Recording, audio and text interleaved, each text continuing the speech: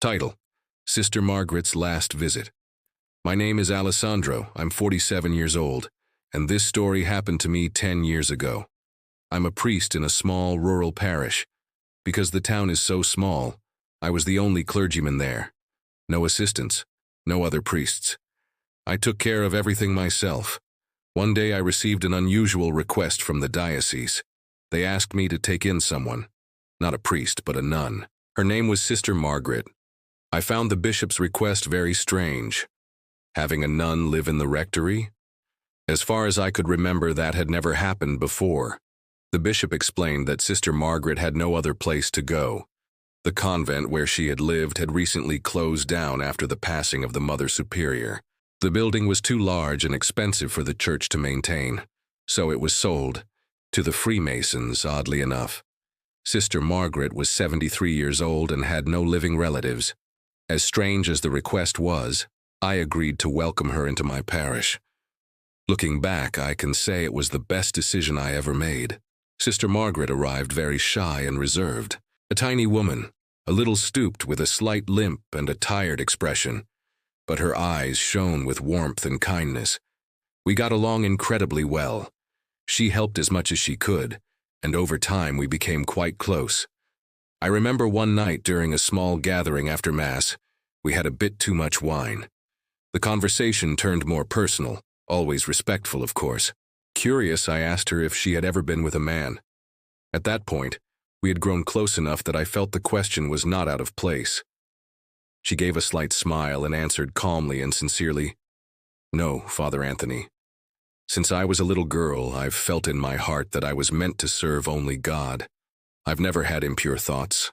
I know that's hard to believe, but I never desired a man. God always spoke to me in such a way that I knew I wasn't meant for that. I was born to serve." She added gently, "But don't worry. I wouldn't judge you if you have loved someone. It's human nature."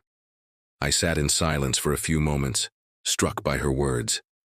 Then I said, "Sister, you're going straight to heaven when your time comes. You're the purest, kindest soul I've ever met." She smiled again, a little embarrassed. "That's all I want, Father, to go to heaven." A few days later, God called her home. She passed away in her sleep. When I found her, she looked so peaceful. There was an unexplainable serenity about her. I cried, of course, but I felt confident she was now in a better place. At least that's what I believed. That night, as I prepared to attend her wake, her body was to arrive at the chapel around 11 p.m. I sat in my candle-lit living room, praying the rosary. Suddenly, out of the corner of my eye, I saw someone pass by. It was a nun, short, in full habit. I froze. Deep down, I knew it was Sister Margaret. I clutched my rosary and watched as the figure moved down the hallway. In a trembling voice, I called out, "Sister Margaret?" After a short silence, a voice replied from the end of the corridor, "Father Anthony, help me." I stood up, picked up the candle, and slowly walked toward the hallway. When I reached the end, I was paralyzed. She was there. I tried to turn on the light, it wouldn't work. I raised the candle higher to see better. What I saw chilled me to my soul.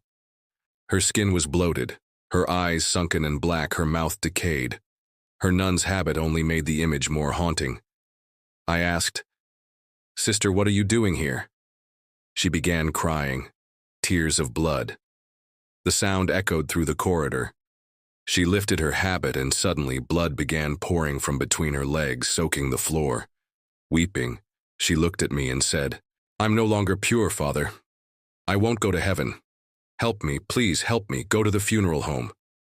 Just then the hallway light bulb burst and she vanished into the darkness. I stood there in shock. What I had seen felt real. But why? What was she trying to say? I immediately called the funeral home. No one answered. My unease deepened. I had the personal number of the director, so I called him. He wasn't there, but one of his employees was. I told him to get there immediately.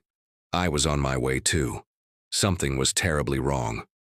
We arrived at the same time and rushed to the preparation room.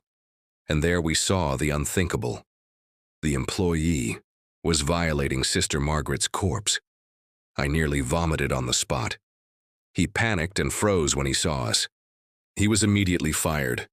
The director was horrified and apologized profusely. I was in shock.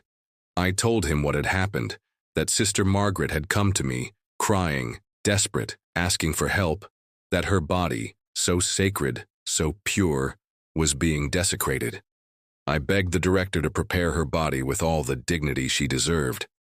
Later at the wake, when her body arrived, I made the sign of the cross on her forehead. I whispered a prayer for her soul, and at the end, I said softly, "You can rest now, sister. You will meet God. What happened here was monstrous, but it was not your fault. Rest in peace. You deserve eternity." After that night, I never saw her again. I just hope that horrifying act didn't stain the purity of her spirit.